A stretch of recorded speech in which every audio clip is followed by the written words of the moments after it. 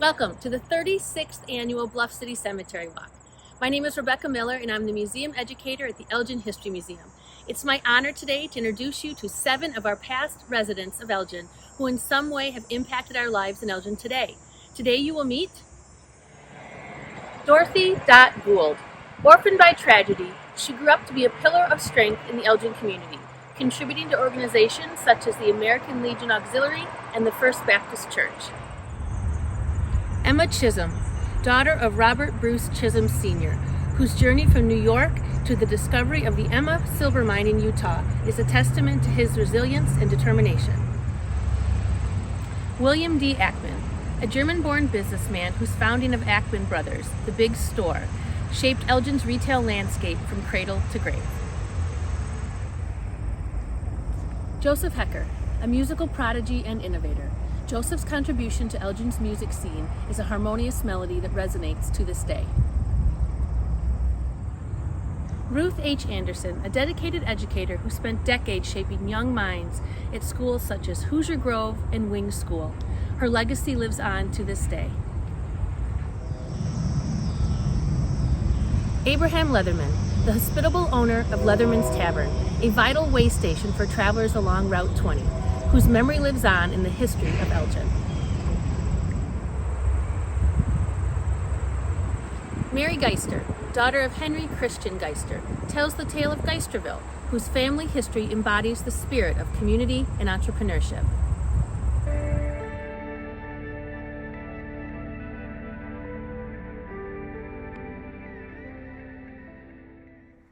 Welcome everyone to one of my favorite places on this fall afternoon.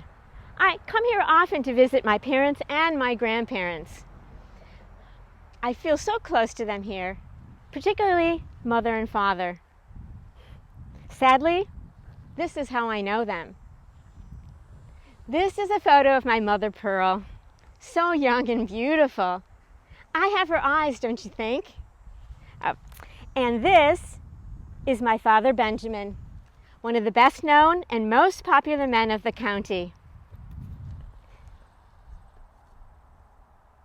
Or so the 1903 publication of the Elgin Today stated, for I can only go by what is written or what's relayed to me by family and friends who knew them. For I was only 3.5 when my parents passed, and as you no doubt know, memories at age 3 are pretty vague. Please indulge me as I tell the story of my parents, for it was their premature death under horrific circumstances that affected the lives of 3 generations of the Gould family. It was December 30th, 1903. Mother and father had decided to attend the matinee performance of Mr. Bluebeard, a musical comedy starring Chicago native Eddie Foy. It was a musical spectacular, a production that 1,900 spectators came to see at the beautiful newly opened Iroquois Theater in Chicago. The theater had only been open 1 month, and this was their second performance. There was standing room only, as mostly women and children filled the theater. Mother had decided that I was too young to attend the performance and left me at home with my grandparents. At the start of the second act, a spark from a stage light ignited a drapery and caused a fire. Many efforts were made to contain it, but they could not contain it, and the fire began to spread. There was a fire curtain that was designed to be lowered to protect the audience from stage flames, but it malfunctioned and the fire began to spread. As the fire spread, so did the panic. Audience members stampeded the exits, many of which were either locked or only open inwards. 602 people died that day, including my parents. Mother and father were seated in the front row of the first balcony. As I read accounts, it's unclear as to their actual cause of death. Was it smoke inhalation? Were they trampled to death? I don't linger on those details because the end result was that I lost both my parents at the tender age of 3. It was my grandparents, Delilah and Leander Gould, who lovingly raised me after my parents' passing. They weren't strangers to me, as my parents and I had actually lived with them for a short time in Elgin, at their home on Laurel Street.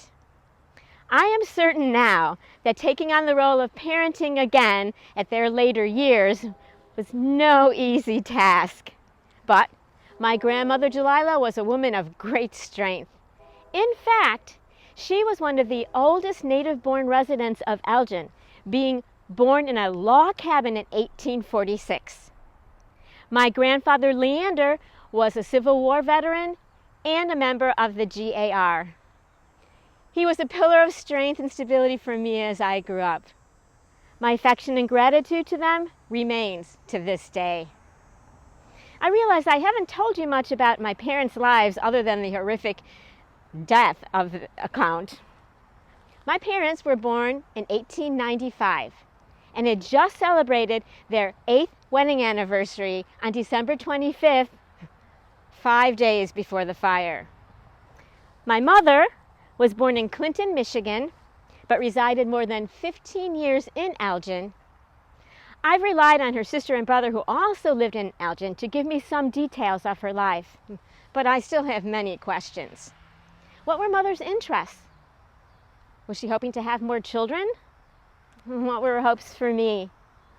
Would she have approved of my life choices? I think so. I am certain she would have enjoyed her grandchildren. My father, Major Gould, as he was respectfully called, was born in Hanover Township, but spent all of his life in Elgin, attending the Elgin Academy and then graduating from Elgin High School in 1889. He was an ambitious man, having many jobs throughout his life. As a young boy, he delivered newspapers and actually grew his route to be the largest in Elgin. He worked for a time at my grandfather Leander's grocery store, at the watch factory, at the post office, and then served as deputy probate clerk of Kane County. You know, this was all before his marriage to my mother. I imagine she looked at him as a man of great promise, a good catch. In 1898, he served as the deputy county clerk and then was elected the clerk of the circuit court in 1900. And he held that position until his passing. My father's military career was well documented. He was a drummer boy for Company E of the Illinois National Guard, the 3rd Regiment, and he actually rose to the rank of major and then captain during the Spanish-American War. My father's distinguished military accomplishments were recognized with full military honors at their funeral. The processions from our home on Prairie Street included the Elgin Military Band, military officers, and several hundred veterans of the Spanish-American War. I don't remember much about the funeral, except there were so many people there.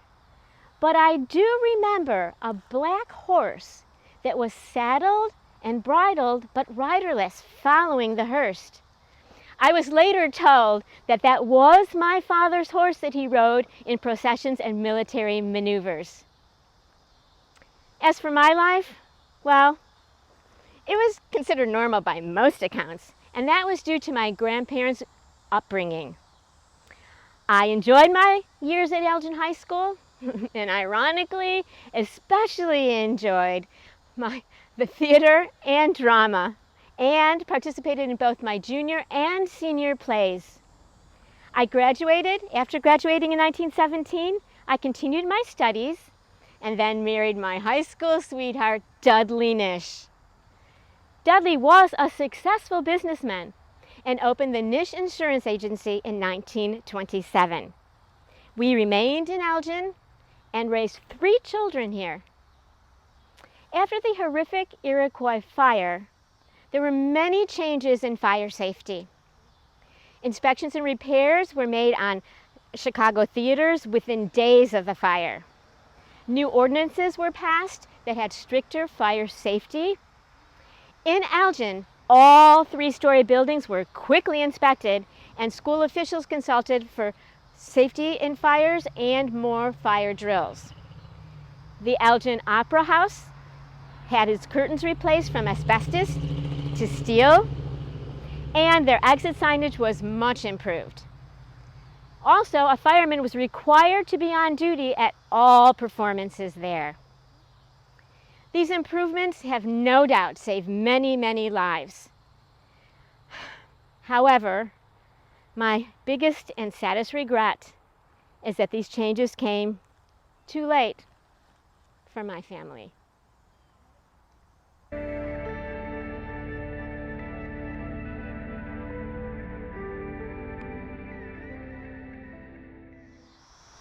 Hi, my name is Mary Emma Chisholm, and I'm the youngest of the 6 children born to Robert and Sarah Chisholm. And my father was a miner, and as most miners, he moved around a lot. So wherever father went, well, we often went with him. Today, I'd like to tell you about my father and the Chisholm family. My father, Robert Bruce Chisholm, was born in New York in 1812, but his family moved to Elgin County, Ontario when he was young. What a coincidence that he would eventually end up in Elgin, Illinois. Now, he spent most of his youth in Elgin County, where he grew up with 8 siblings. However, tragedy struck the family. Between 1828 and 1835, 8 members of his family died. 4 brothers, 2 sisters, and both his parents passed away. Some said it was the Chisholm curse. You don't know about the curse? Oh, well, let me tell you. William Wallace Chisholm, my grandfather, was said to be the captain of a lumber schooner on Lake Erie. Now, a member of his crew was the only son of an Irish widow who supposedly possessed supernatural powers. Now, preparing to set sail on a day when the skies were clear, he was cursed by the Irish widow, and she warned him, "Dinna take this trip, for if you do, I'll never see me son again." And sure enough, after they set sail, a sudden storm destroyed the schooner. My grandfather was the sole survivor. He managed to reach shore on an improvised raft, and the body of the Irish widow's son washed ashore at the same time. Frantic in her grief, she put the curse of Ireland on the captain. "May all your children die young, and not one of them die in bed." Now, the true cause of the death of the 8 Chisholm family members is unknown. Possibly tuberculosis, typhoid fever, maybe cholera. These were all deadly diseases in the mid-1880s. Now, after the death of his family members, my father moved to Chicago, where he also got involved in the lumber trade. In 1840, he returned to Ontario, and that's where he married my mother, Sarah Van Valkenburg. And they moved to the mining town of Galena, Illinois, which is just west of here. Oh, you've heard of Galena? Well, that's where my father began his mining career. He was busy mining for lead in Hazel Green, Wisconsin, and Benton, Wisconsin, which are both close to Galena. Now, by 1851, tales of the gold rush were intriguing to father. So he left his family in southern Wisconsin to prospect for gold in the western states, with little success. After 4 years, he returned, and he moved the family to Winona, Minnesota. And that's where I was born in 1858. Then in 1863, my father purchased Colton Knox Farm south of Elgin on the west bank of the Fox River. It's the current site of the Elgin Mental Health Center. In 1868, my father formed a partnership with James Woodman, an old prospecting crony. Now, together, they selected a claim 500 feet down the mountain from an abandoned claim in Alta, Utah. Winter snows forced my father to return to the farm, where he tried to liquidate his property to raise money for prospecting. Unable to sell the farm, my father asked my brother William to join James in Utah to continue exploring the claim. My father sold the farm in 1869 for $11,625, and we moved to Brook Street. He sent the money to James and William for them to continue their work on the claim. And this paid off for Father when they broke through into a chamber that was 90 feet high, 40 feet wide, and 125 feet long, and they struck silver. The claim was surveyed in 1870 and entered on the books. Oh, when they entered it on the books, they needed a name for the claim, so my brother named it the Emma Mine after me. It became one of the richest silver mines in the world at the time. Now, a year later, mining speculators from New York bought a large share of the Emma Mine. After my father sold his last interests for $226,000, and my family had no further claim to the Emma Mine. In 1875, now flush with cash, my father bought the Peace Mansion at 120 South State Street from his former partner, who was eager to return to Utah. The mansion was a grand home with numerous bedrooms and a ballroom. Oh, it was a symbol of our family's newfound wealth and success. My parents were proud to call it their own. My father was an entrepreneur at heart, and he continued to invest in various mining ventures throughout his life. After the success of the Emma Mine, he went on to invest in other mines and mining companies in the western United States. He was always looking for that next big opportunity, and his business acumen was widely respected. Despite his success, my father never forgot his roots. 33 years after he began his mining career in Galena, Illinois, my father returned to St. Thomas, Ontario. He arranged to have a large monument erected in memory of his family. Now, the monument, which cost $5,000, pays homage to his 8 family members who all lost their lives within a 7-year period. In the years that followed, my father continued to travel and invest in various business ventures. As successful as he was, he never lost sight of what is truly important in life: his family. In 1891, my father passed away at my brother's home in Oakland, California. It was a somber moment for our family, for we'd lost our beloved patriarch. His remains were returned to Illinois, where he was buried here next to my mother. Remembering my father's passing causes me to again consider that Chisholm curse. May all your children die young. Well, thankfully, not all of grandfather's children succumbed to the curse, or I would never have been born. And of my father's 6 children, only 1 died tragically in infancy, while the other 5 thrived, achieving success in their careers, living fulfilling lives into their 60s, and leaving behind a legacy through their descendants. And I do wonder, however, since my 4 siblings all passed within a short 3-year time span, if something of that Irish curse carried on beyond my father's generation. Well, I'll let you decide.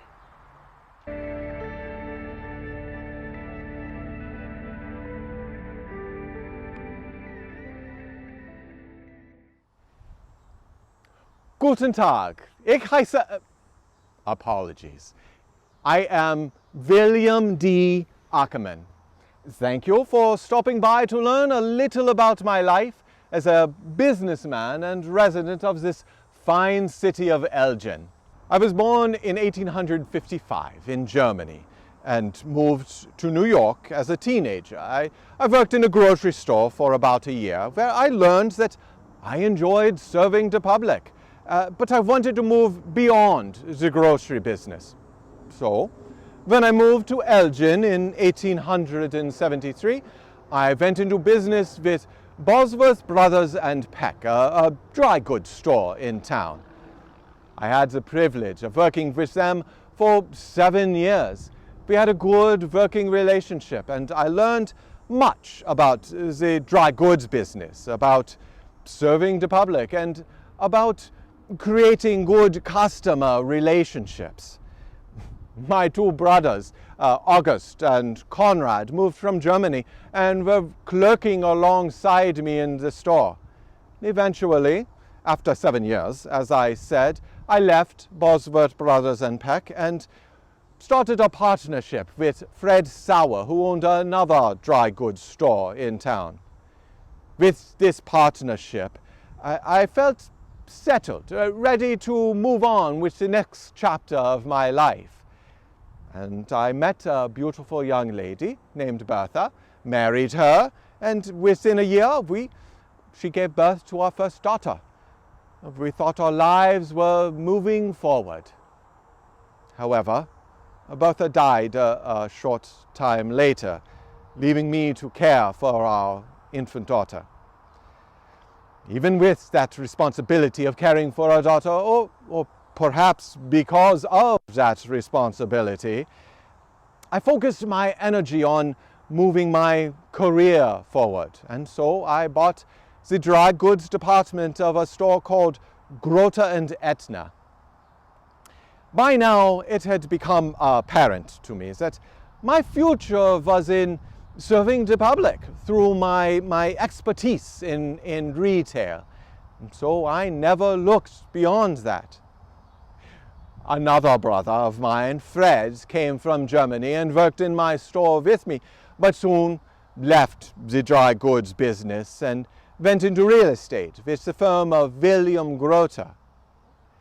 Here is where my career story gets even more interesting. Our brother, Conrad, started a partnership with Edwin Clothier to open a furniture and undertaking business in the building next to my store, a building I also owned. Within a year, Henry, our other brother, bought out Mr. Clothier and became Conrad's partner, and within the next year, our brother Fred joined that partnership as well.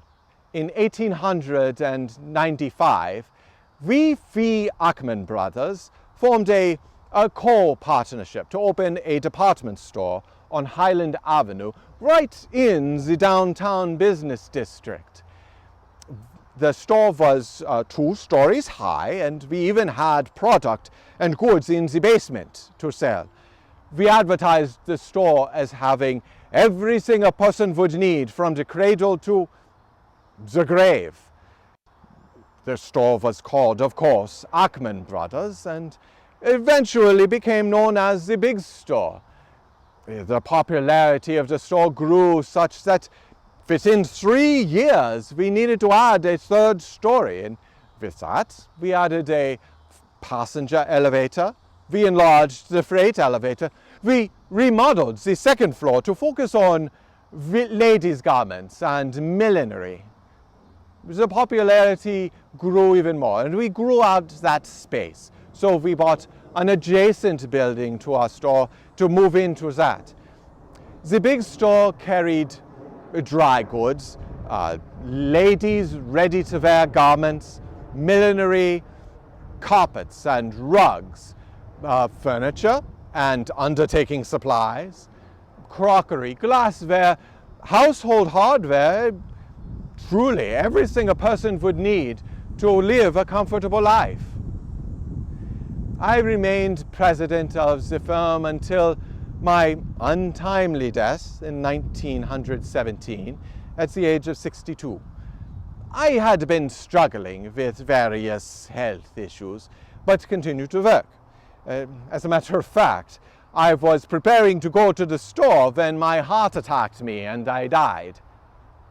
My son-in-law, Paul Zoomkeller, assumed the role of president upon my death in 1917, and the firm remained under the helm of the family for 2 or 3 generations. My son-in-law, Paul Zoomkeller, assumed the role of president upon my death in 1917, and the firm remained with the family at the helm for 2 to 3 generations. The family was in control. To keep up with the times, they installed air conditioning to make shopping more pleasant for the customers.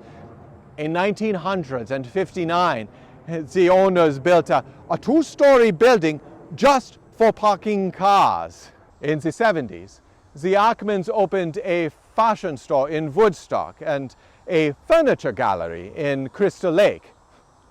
All of these adventures began with my first foray into dry goods in 1873. The store was bought in 1985, a victim of the enclosed shopping malls. Woodfield Mall. They just couldn't compete with the convenience and options of the malls.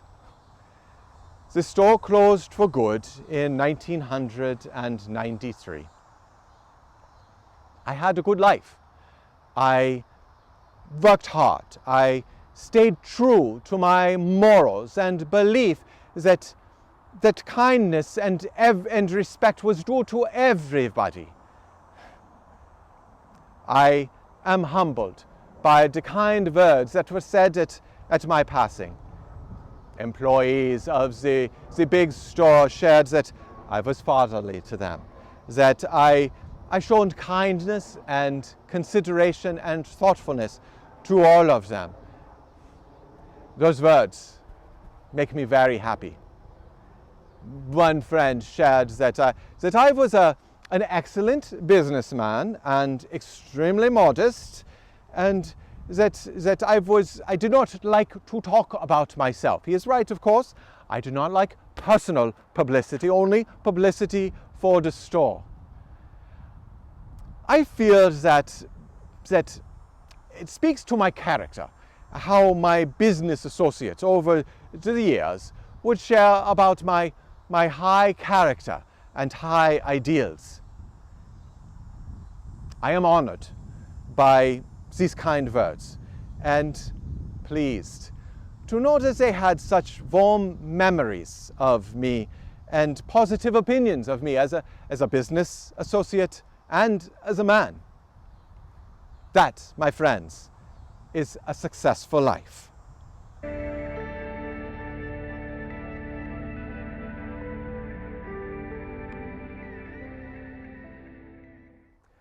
I am a musician. I am a child of God. That is either unique or redundant. Good morning, ladies and gentlemen. I am Joseph Hecker, and I am a musician. I was born in 1845 in the German Duchy of Nassau. I thank my parents for my education and my musical education. And every day I thank God for this blessing. I began my musical career at the age of 5, performing. And then, when I was 8 years old, I arranged music. I became first violin in a symphony orchestra when I was 10, and conducted that orchestra when I was 15. When I was 20 years old, I left my home and family and immigrated to England. There, in London, I always use my music as my passport and my ticket to travel. Well, in London, I became the bandmaster for the Royal 82nd Regiment. And I achieved a very good reputation as an innovative band leader because I provided original music. I arranged symphonies for band performance, and I added string basses to the military band. Now, let's be clear, the string basses did not join in any performance or exercise that involved marching. 11 years after I immigrated to England, I married Miss Jane Aston, a talented vocalist and 7 years my junior. After we were married, we immigrated to Canada, where I had secured a job with the Emmanuel Church in Montreal. While Jane and I settled into our new Canadian life, we decided to raise a family. Our firstborn, Stella, was born in 1879, and Berta was born in 1880. In 1881, I received an offer from the Knox Church in Winnipeg, Manitoba.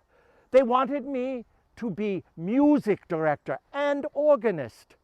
We started off on our journey westward. It was a trek of over 2,300 kilometers with 2 little girls under the age of 3. Oh. But Jane and I, we all made it fine.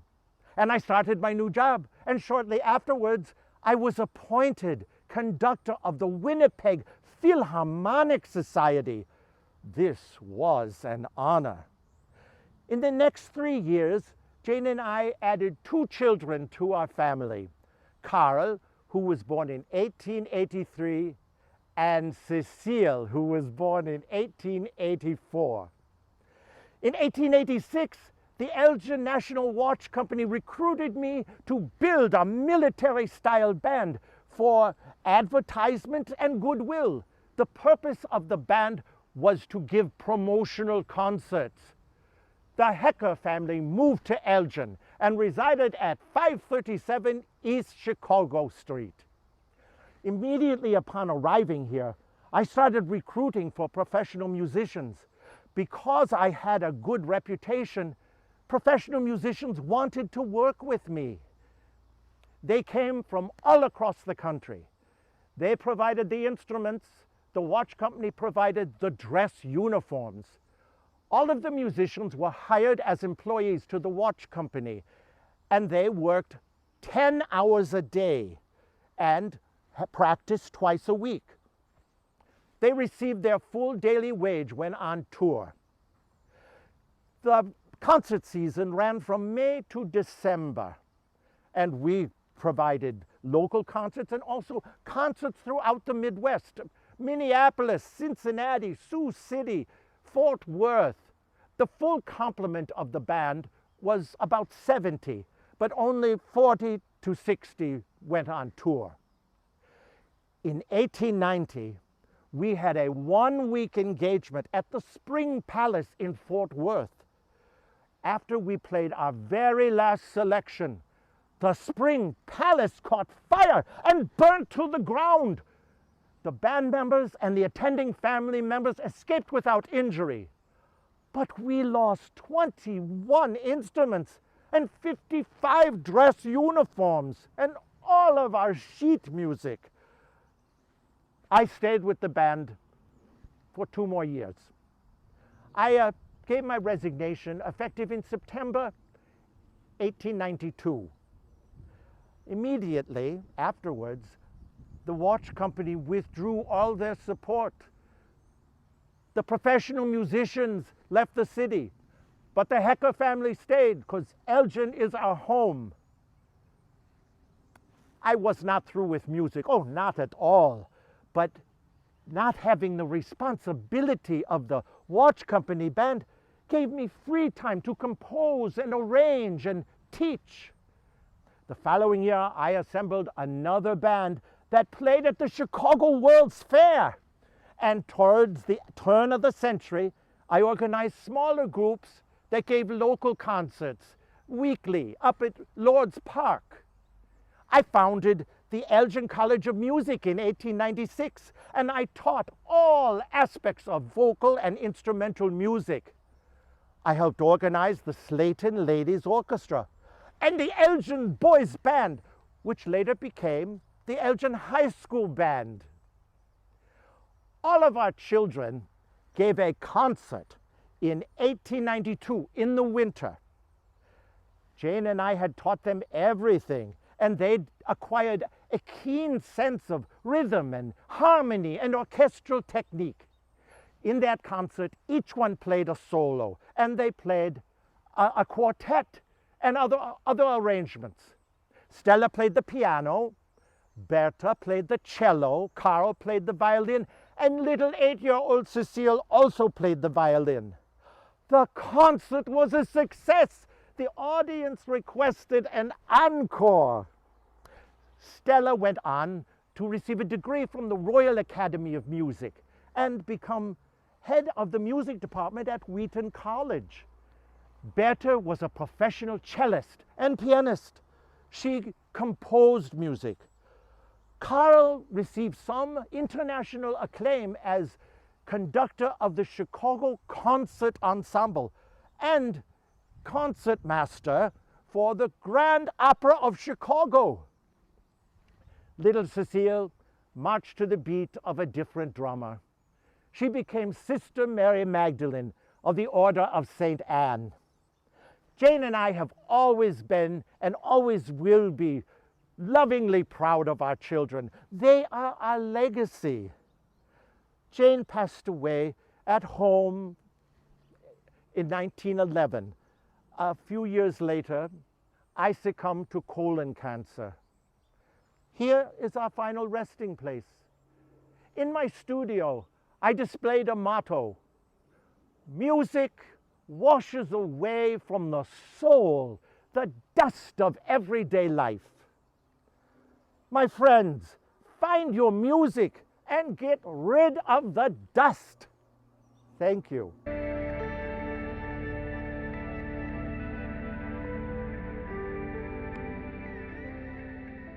My name is Ruth Regenberg Anderson, and I was born on December 14th, 1910 in New Jersey.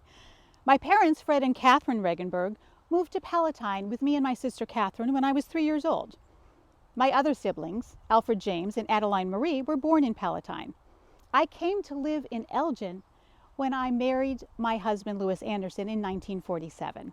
He was a widower and the father of 2 grown children. Up until then, I lived with my parents in Palatine and then later in Bartlett.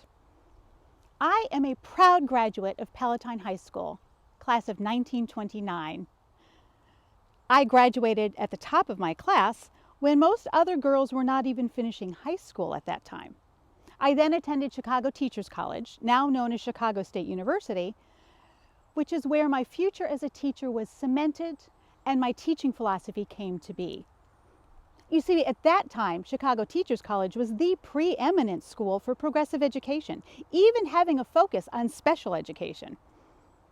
I have always considered myself a lifelong learner, and I wanted to help others develop that same love for learning. The key to being the best teacher, I have found, is to meet children where they are in their learning and encourage them from there. I took this philosophy with me to my first teaching job at the Hoosier Grove School at the corner of Barrington and Old Church Roads in Streamwood. This area was quite rural compared to where I grew up in Palatine. I was hired through the recommendation of the Cook County Superintendent. It was the Great Depression, and I was happy to have a job in my chosen field and making $70 a month. As a 22-year-old new teacher, I was excited to begin my career, but it was also a little intimidating. My students ranged in age from 5 to 14, and some of the older ones were even taller than I was. Since I still lived with my parents in Palatine, during the school week I would board at the neighboring Heine family farm for $1 per day. My brother would drop me off there early on Monday morning so I could go and prepare the schoolhouse and then pick me up on Friday evenings.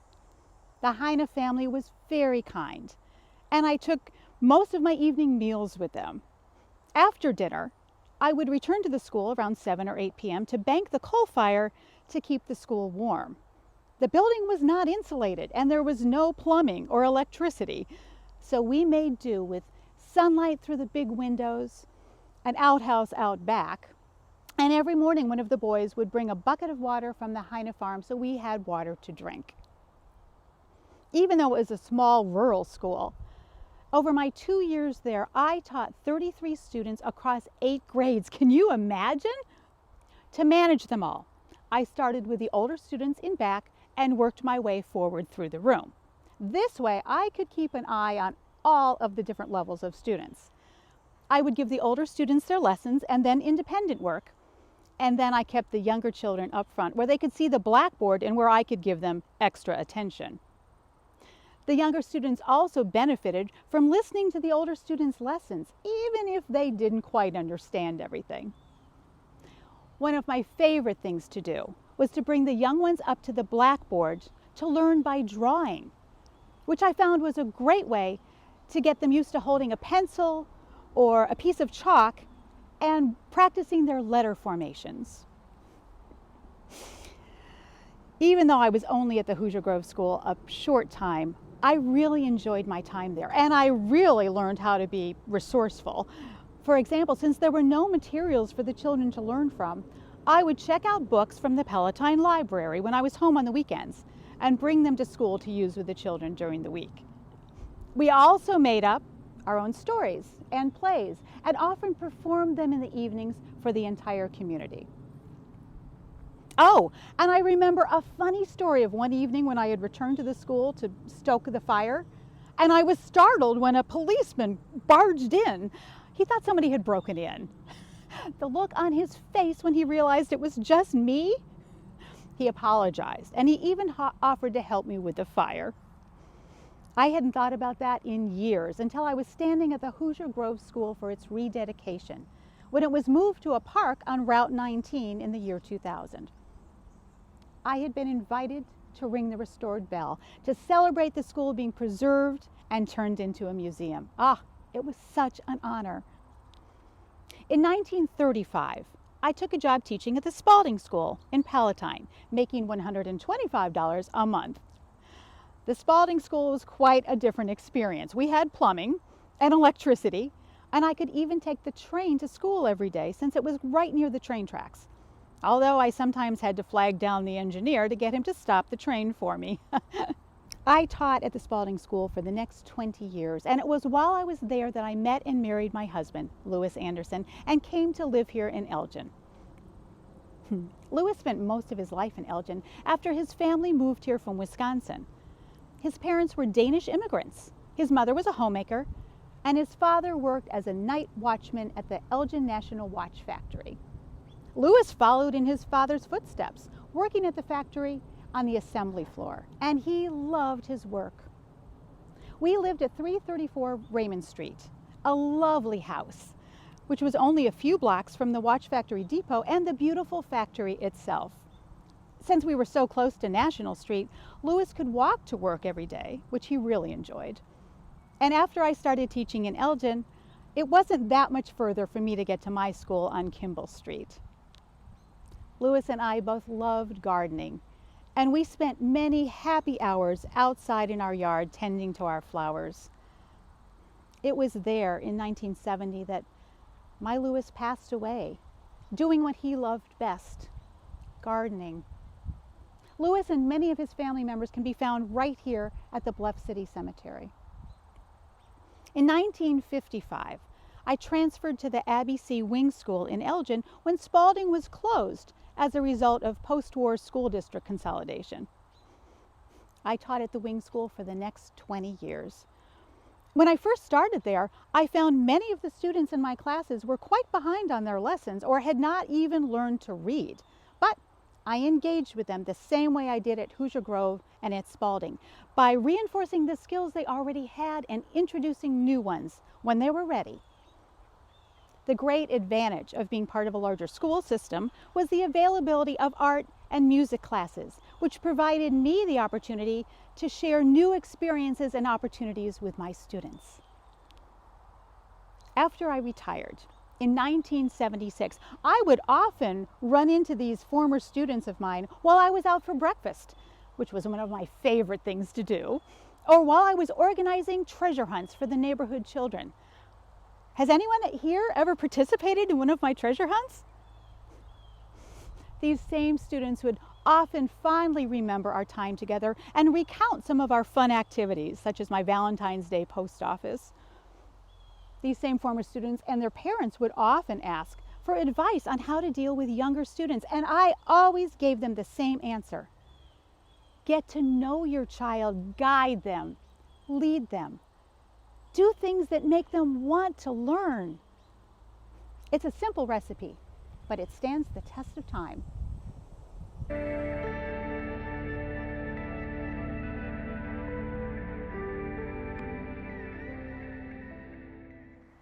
The name is Abraham Leatherman. Thank you for stopping by to hear a little bit about me and the impact my life had on our fine city of Elgin.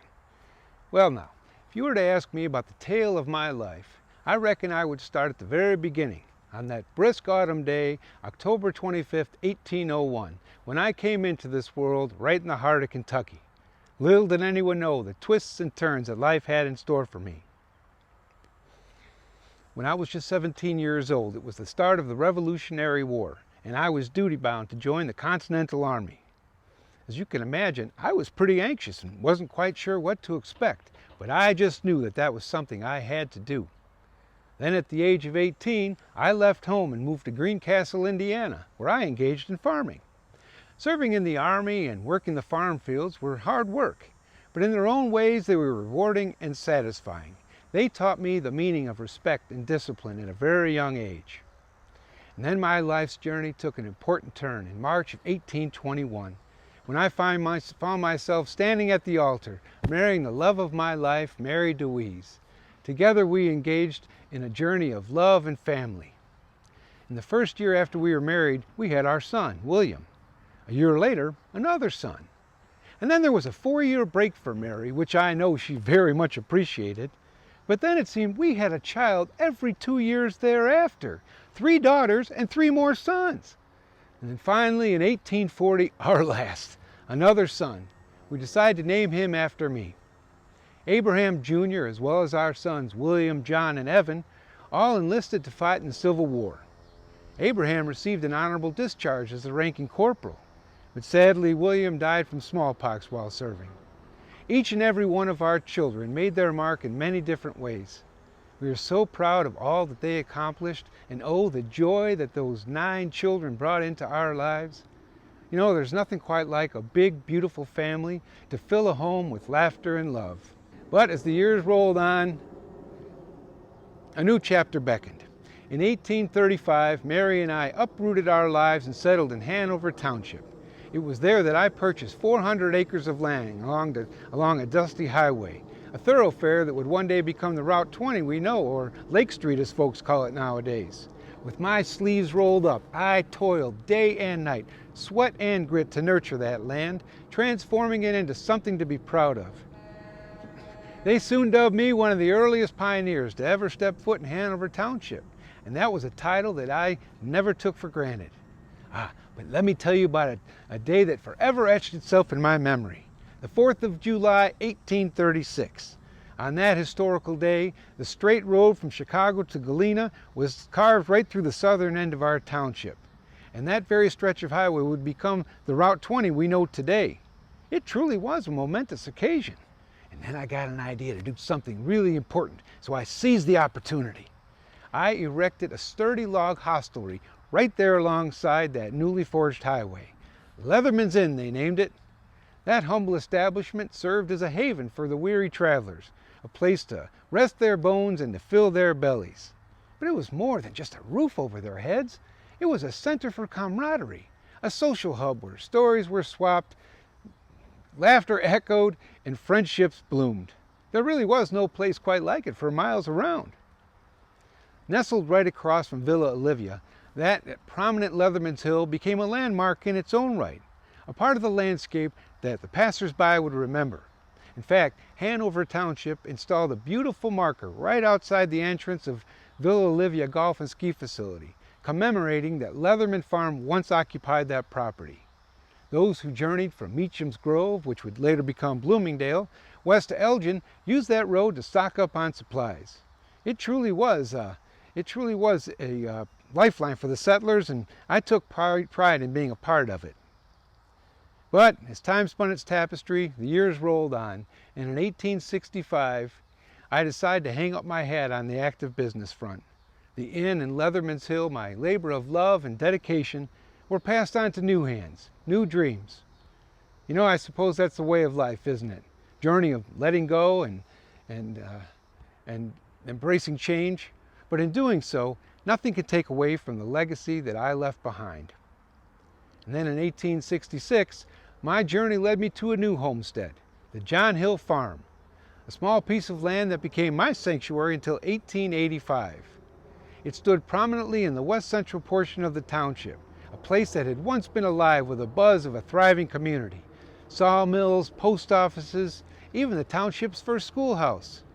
How the times had changed, and yet memories lingered in every creak of those weathered floorboards.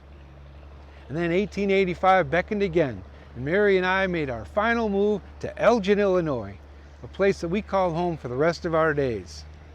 As the tavern evolved into hotels and the landscape shifted, it found new purpose as a farmstead, a familiar sight to travelers who passed down that road. And then in the spring of 1886, Mary and I joyfully commemorated our remarkable 65th wedding anniversary.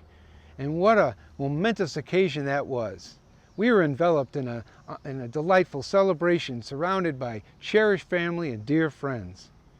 You know, when I think back on those 65 years together, Mary and I, we experienced just about everything together. Joy and hardship, love and loss, and everything in between. But one thing that never wavered was our deep love and affection for one another. But even the most steadfast journeys must come to an end. And on February 16th, 1889, I bid my final farewell to this land. We are leaving behind a legacy woven into the very fabric of Hanover Township. And remarkably, just 2 days later, Mary followed me into the embrace of eternity. Buried side by side, our souls forever entwined. So you see, my life has been more than just a span of 87 years. It was an adventure of love and hardship and an unwavering pursuit of making a mark. From those Kentucky fields to the hills of Hanover Township, from the tavern's laughter to the quiet of John Hill Farm, I carved a path through life, and in doing so, I found my place in history.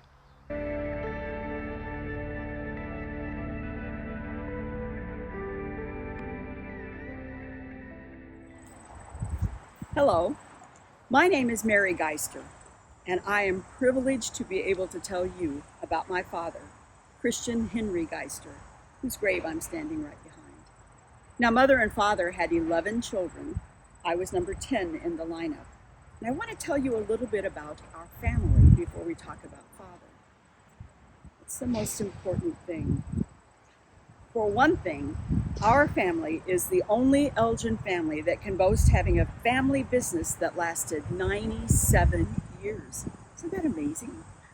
Oh, and also, 2 of my siblings were nationally recognized as experts in their field.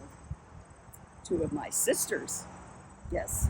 Janet was a nurse, and she served as the executive director of the American Nurses Association, which at the time was the largest professional women's organization in the entire country. She also served as editor of Trained Nurses and Hospital Review. Janet had over 300 articles published in various nursing and hospital magazines. And then there was my sister Edna. She was a teacher, and she specialized in group recreation. She got plenty of practice with 10 siblings at home. But during World War I, she served as the recreation director for the War Work Council of the National YMCA. And she traveled all around the country setting up recreation centers at military bases. Well, she even taught her methods in Europe through the International YWCA. Well, I guess that makes her internationally known, doesn't it? But my favorite thing she did, she was hired by the Goldwyn Pictures Corporation in Hollywood to do some special projects. Edna wrote 8 books about her group recreation methods and 1 fiction book. It was titled 11th Child, about growing up in Geisterville. We Geisters, we were something. But you came here to hear about my father. After all, he started the Geister family. Well, father was born in Germany, and he came to America when he was 24 years old. And he settled in Plum Grove, Illinois. Oh, wait. You know that as Rolling Meadows. I think Plum Grove is prettier, don't you? Father got a job there as a farmhand, and he worked at that job for 12 years. My father was not afraid of hard work or getting his hands dirty. But then in 1868, he moved here to Elgin, and he opened a general store down on the corner of Douglas and Highland. And once the store was settled in and was making money, he felt comfortable to buy a plot of land at 411 North State Street. And he built a house right at the top of the hill there. But father was not the kind of person who was happy just with what he had. He was always looking for what was next in life. He had an adventurous spirit. And so a few years down the road, he sold that general store And then he partnered with some other men to build a 3-story factory building on Grove Avenue. Grove, it's where your post office is right now. The factory manufactured agricultural equipment, things like sowers, reapers, dairy equipment, anything that Father had worked with back in Plum Grove. It was also about this time that the people around town began to recognize Father as a man of good character, a man who truly cared about the well-being of his entire community. And because of that, he was elected alderman, and then he served 2 terms on the city council. It was also about this time that Father met a lovely young lady named Sophia Witt. She was a 25-year-old German immigrant living in Chicago. And even though Father was nearly twice her age, they were married. They were happily married for nearly 25 years until our mother passed away. Well, back to his business interest. Father bought out his partners in that agricultural factory, and he made plans to lease the building to a man named William D. Nichols, who manufactured windmills. But before that deal could be closed, the building caught fire and was destroyed.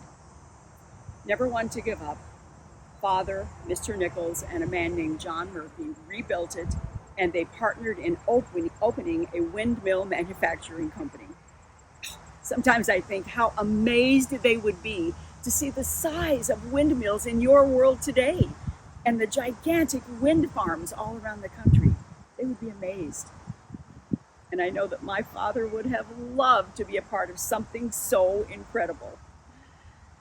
Unfortunately, their factory didn't make it, and it was taken over by Elgin Wind, Power, and Pump. But Father stayed on with them. He served as a supervisor until his adventurous spirit took over again, and at 64 years old, he bought a lumber company right down along the river. He bought more land a year or 2 later and expanded it. But you know, there's something with Father's adventurous spirit that I want to tell you in relation to the family. He loved his kids. He loved seeing us have fun and play. And to that end, he built a big playground in our backyard on North State Street. It was enormous. It had every piece of playground equipment of that era that you could even think of. And children came from all over to play there. In fact, it became known as Geisterville, sort of an amusement park, I guess. My favorite piece of equipment there was the merry-go-round. It was huge, and it ran on ball bearings, so it could go really fast. In fact, it could go so fast, it was actually dangerous. But none of us children minded a few bumps and bruises because it was so much fun. Father also built onto our house until it had 16 rooms, a basement, a huge barn in the back, and, maybe you guessed it, a windmill tower. It was a wonderful place to grow up. We had a happy childhood. And then in 1903, our mother passed away. She was only 49 years old. And 6 years later, Father died. He was 77. I myself lived until 1980, and actually I am buried here in this same cemetery, Mary Geister Tuthill. Now, my brothers had joined Father in running a lumber company, so they kept it going, of course. And they even bought more land there and expanded it until they had 960 feet of river frontage. But by 1991, it appeared inevitable that the lumberyard was not going to survive. Well, there was no more expansion space, and the decline of small independent builders had taken their customer base. Besides, the city of Elgin wanted that land so they could widen streets and widen the bridge. And so in 1991, after 97 years, the Geister Lumber Company closed. I've really enjoyed telling you about my family. I hope you've enjoyed hearing about it. Thank you for stopping by.